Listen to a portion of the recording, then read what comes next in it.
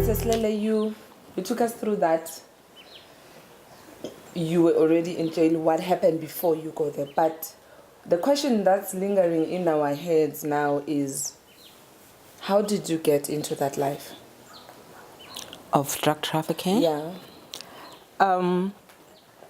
It's progressive, but I would say it started from the very day I got the news from my 15-year-old daughter that my husband had passed on. You know, in her own words, she called me and she was very frantic and was like, "Mommy, where are you?" And if I could answer, and she was like, "You need to come back home now. I think Daddy is dead." You know, that for me would be the beginning of the end, because life as I knew it ceased. So many things happened after that. I went home, a friend drove me, you get home. Indeed, hubby is dead, and hubby was this breadwinner, you know. Hubby met me at the age of 18. And hubby took care of business. Hubby, you know, was husband, was friend, was father, because hubby was like very old, was old enough to be my father actually. Okay. So he treated me like was his daughter. He provided, he did everything for me, he cushioned me. And I found myself not being prepared for the real life. So when hubby, just shortly after hubby has been buried, just before I could even get to terms with what was happening, I get called to the deceased estate department. It was in Pretoria, and where I am told that, "Ma'am, we don't have good news for you. Liabilities exceed assets, so we have no option but to yes, to declare the estate insolvent." Yeah. And so everything that hubby had worked for gets auctioned, you know, gets sold by public auction. So, you know, it was kind of like, I always say, you know, on a windy day, to try and taking a drum and let it loose. Yeah. You know how quick it will come Yeah. tumbling down? My life took that direction. Like life as I knew it just ceased. You know, my children, my daughter is 15, my son is 10, has not even celebrated his 10th birthday at the time. You can imagine being taken out of schools because children are at private school. My daughter was at Stanford College at the time, and my son was at Mission. So they want money on the table. They don't want stories. And I have stories. I don't have money to put on the table. So how long was it after your husband passed on that then the estate was finalized and you were told all this? A month, 6 months?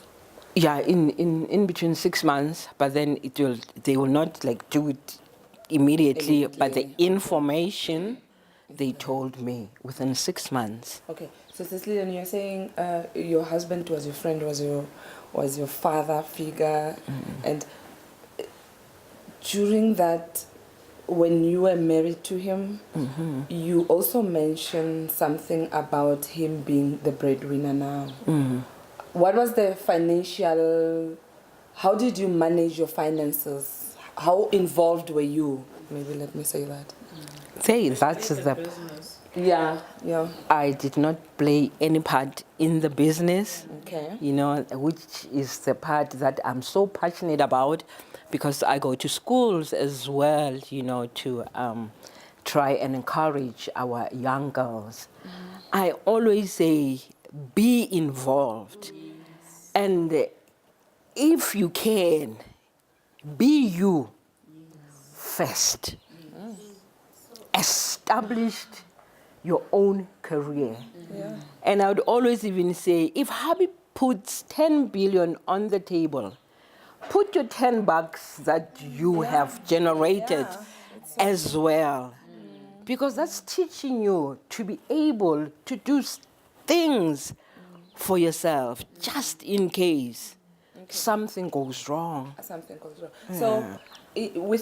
So what was the arrangement? I'm interested in knowing, because somebody will say, if we say that, somebody will say, but I have access of about R1 million from this man, so there's no need for me to even have to go and sweat for the money. So in your case, were you given money every month, an allowance, or did you have access to the bank account?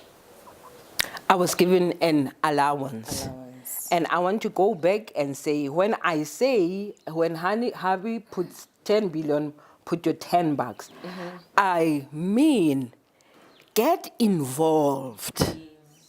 Be at a place where you know what is happening, so that you can be able to sustain yourself, even after Harvey. Don't just sit back and be happy that, don't pay attention to your bank statement only. Yeah. Just in case something goes haywire, because sometimes Hubby doesn't even have to pass away, Hubby something could just go wrong. Yeah. So while both of you can both separate. Yes. Yeah, you can get to a divorce. Yeah. So I think I would be more comfortable with people being able to, because what I realized in my situation was that because of the way Hubby was treating me, I became a 40-year-old child, not knowing how to take care of myself. Yeah. Something in the same breath. Whatever the arrangement, was it intentional, or did Harvey decide to say, I'll take care of you, stay at home, or what made you not to be involved? Interestingly is that it had never even been discussed that I don't want you to work, I don't know, It just became so automatic that, look, you can stay at home and raise the children, and you'll still be able to live, and when that happens, you get caught up in the moment, because what you desire for as a woman is taken care of. You want to drive a beautiful, expensive car, you want to drive your Mercedes-Benz, and you're driving one. I love that. I'm so sorry. I love what you are saying. It is so true. As women, we want to be taken. I want to be taken care of. Even if I then work hard and bring something. But it is our natural, I don't know, now I feel like that. Yeah, you just feel like... We are very comfortable. As soon as we are married, we become very comfortable, in it. Yeah. Can I please have this? We forget about going out for it ourselves. For it, Yeah. yes. Yeah. But the most natural emotion or the natural needs that we have is that a man should have, to some level, take care of me. Not to some level, even in the Bible. Even in the Bible, yes. So all the way. Yes. A man should be the provider, and so when in his line of duty the man goes an extra mile, you just get caught up in that whole, euphoria of being taken care of. And, you want to go shopping, you're not limited. You get those beautiful surprises of, like, just look at the travel brochure there. You're going there, I've been taken to Hong Kong. Oh, no, we'll do Singapore, we'll do that. So, you forget about you as a person. And you do not think that could come to an end for some reason. It just so much becomes part of you. Especially that when that happens, most of the time, even the people are, that's like, you are the Joneses. Yeah. So that's what you talk about. Oh no, we are going to Hong Kong. Oh, we love it, girl. We were there last month. Yes, Yes, so that's the language that comes with it, That, yes, so nobody thinks it's gonna end. Actually, it's going to, from this level, you move from Holiday to Durban to Cape Town. Now you're speaking out of the country. Yeah. Girl, look, this is life. Yes. So. In the light of that, we see a lot of women living that life in South Africa today. And boy, do they think it's happening. But I just want to find out in retrospect, how would you advise such women and even your children going forward to say, should you be presented with such an opportunity, this is how you need to deal with things, particularly in terms of investing in yourself as a woman or as an individual, even in spite of the fact that you are well taken care of, in spite of the fact that you are living this lavish life. What is it that such women can do today? Words of wisdom for us, maybe some of us. Some of us. Yeah, because it's exciting, it's all good, it's all happening. We're looking at the TV, we see the Kim Kardashian lifestyle, and we think we can have such a life. And unfortunately, TV tends to be deceiving. Once you get off camera, real life hits you. It begins. So I just need you to please share words of wisdom with us and other women who are listening out there.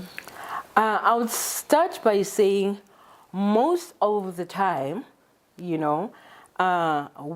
as women have a tendency of putting on a mask and living our lives in a mask, And you find that even in that what appears to be glitz and glamour and the Singapore and what, not everything is rosy anyway. And this is where I will go back and say, I wish you would, don't be sucked into this whole life of glitz and glamour and walk in. Don't be sucked into it so that you don't lose yourself in the process. You still remain yourself. You still remain who you are. That's profound. In the midst of whatever. There is nothing wrong with living, even the Bible says, Jesus has come so that we can have life and have it in abundance. So abundant life, there is nothing wrong with it. But remember who you are and be yourself at all times and be involved in as much as you possibly can. I think being involved is the crux just right there. She says she wants to clap hands for that one. That's a good one. Yeah. So that's what I would say. And so in order to be able to, achieve that, I think you need to empower yourself as a woman. And that is what we need to do to our girl child. We need to train them in such a way that they know that it is important, to be you, to be an achiever at your own right. Yeah. Don't be so-and-so's wife. Yep. Yes, definitely. Your identity is very critical. May I just have a follow-up question? Ma, right now, you look so relaxed, so liberated, in spite of all the bad things you've been through. When you compare your life, when you were having the glitz and glamour, having this lavish life, and compare. Which one between the two lives is more fulfilling to you as an individual in terms of you going to sleep? You feel like, you know, when you go back to sleep and you say, you know what, I'm content. I don't care who I come across. This is me. I found myself between the two lifestyles. And why?